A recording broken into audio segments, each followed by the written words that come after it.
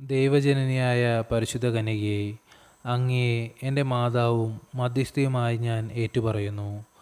പുത്രസഹജമായ ഭക്തി എന്നിൽ നിറയ്ക്കണമേ.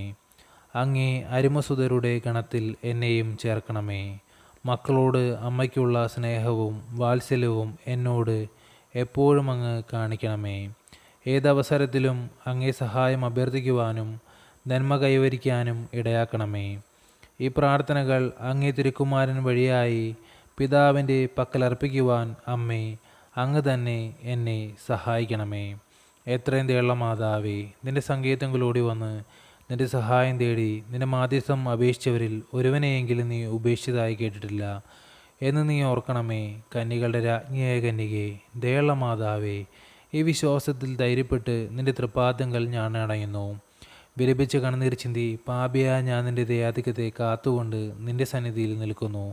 അവതരിച്ച വചനത്തിൻ്റെ മാതാവേ, എൻ്റെ അപേക്ഷ ഉപേക്ഷിക്കാതെ ദയാപൂർവം കേട്ടരുളണമേ. ആമീൻ. ജന്മഭാവമില്ലാതെ ഉത്ഭവിച്ച ശുദ്ധമറിയമേ, പാപികളുടെ സങ്കേതമേ, ഇതാ നിന്റെ സങ്കേതങ്ങൾ ഞങ്ങൾ തേടി വന്നിരിക്കുന്നു. ഞങ്ങളുടെ മേൽ അലിവായിരുന്ന് ഞങ്ങൾക്ക് വേണ്ടി നിന്റെ തിരുക്കുമാരനോട് പ്രാർത്ഥിച്ചു കൊള്ളണമേ. സ്വർഗസ്ഥനായ ഞങ്ങളുടെ പിതാവേ, അങ്ങയുടെ നാമം ഉചിതമാകണമേ. അങ്ങയുടെ രാജ്യം വരണമേ. അങ്ങയുടെ തിരുമനസ്സ് സ്വർഗത്തിലെ പോലെ ഭൂമിയിലുമാകണമേ. അന്നു വേണ്ടുന്ന ആഹാരം ഇന്ന് ഞങ്ങൾക്ക് തരണമേ.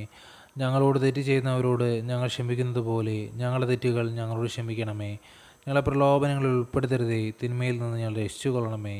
നന്മ നിറഞ്ഞ മറിയമേ, സുസ്തി, കർത്താവ് അങ്ങയോടുകൂടെ സ്ത്രീകളിൽ അങ്ങ് അനുഗ്രഹിക്കപ്പെട്ടവളാകുന്നു. അങ്ങയുടെ ഉദരത്തിൻ്റെ ഫലമായ ഈശോ അനുഗ്രഹിക്കപ്പെട്ടവനാകുന്നു.